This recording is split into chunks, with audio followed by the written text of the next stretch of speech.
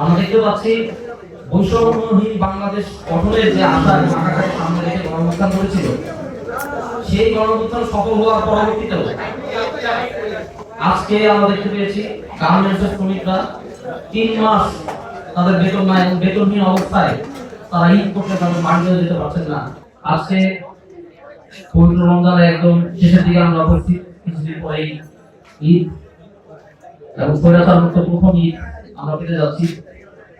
এরকম একটা অকেশনকে সামনে রেখে বৈষম্যবিরোধী ছাত্র আন্দোলন বর্তমানে গণঅভ্যুত্থানের প্রায় 8 মাস পরে একটি পর্যায়ে উপনীত হয়েছে। আপনারা দেখেছেন গণঅভ্যুত্থানের মধ্য দিয়ে বাংলাদেশের তরুণ ছাত্র জনতার মধ্যে যে রাজনৈতিক জাগরণ তৈরি হয়েছিল, যে সচেতনতা তৈরি হয়েছিল, সেটি বিভিন্নভাবে প্রস্ফুটিত হয়েছে। আমরা নতুন নতুন রাজনৈতিক সংগঠন দেখতে পেয়েছি, অ্যাক্টিভিস্ট সংগঠন দেখতে পেয়েছি, বিভিন্নভাবে মানুষের যুদ্ধবদ্ধতা দেখতে পেয়েছি, যারা নানা মাত্রায় জুলাই গণঅভ্যুত্থানের আদর্শকে টিকিয়ে রাখতে এখনো মাঠে সক্রিয় আছে।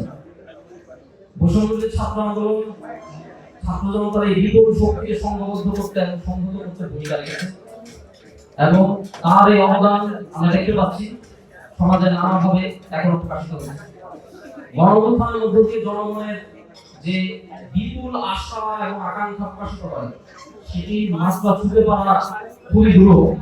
সেটাকে ছাত্র আন্দোলনের অবশ্যই ঘাটতি আছে। আমরা চেষ্টা করবো, আমাদের চেষ্টা করতে হবে, সেটা আমাদের কর্তব্য হয়ে দাঁড়িয়েছে। সামনের দিনে আমাদের যেই যে জায়গায় আসি না কেন, আমাদের কাজের মধ্য দিয়ে এই ঘাটতিটা পূরণ করা হবে। এই জন্যই বৈষম্যবিরোধী ছাত্র আন্দোলনকে টিকে থাকতে হবে। শহীদ পরিবার এবং আমাদের আহত যোদ্ধা এখনো আমাদের দেশে আমরা দেখতে পাচ্ছি তাদের অধিকার জনগণ পাচ্ছেন না। আমরা দেখতে পাচ্ছি বৈষম্যহীন বাংলাদেশ গঠনের যে আশা এবং আকাঙ্ক্ষাকে সামনে রেখে গণঅভ্যুত্থান করেছিল, সেই গণঅভ্যুত্থান সফল হওয়ার পরবর্তীতেও আজকে আমরা দেখতে পেয়েছি গার্মেন্টসের শ্রমিকরা 3 মাস তাদের বেতন নাই, বেতনহীন অবস্থায় তারা ঈদ করতে তাদের বাড়িতে যেতে পারছেন না। ঈদ তারা বেতনহীন অবস্থায় অবর্তন শূন্য অবস্থায় তাদেরকে ঈদ পালন করতে হচ্ছে।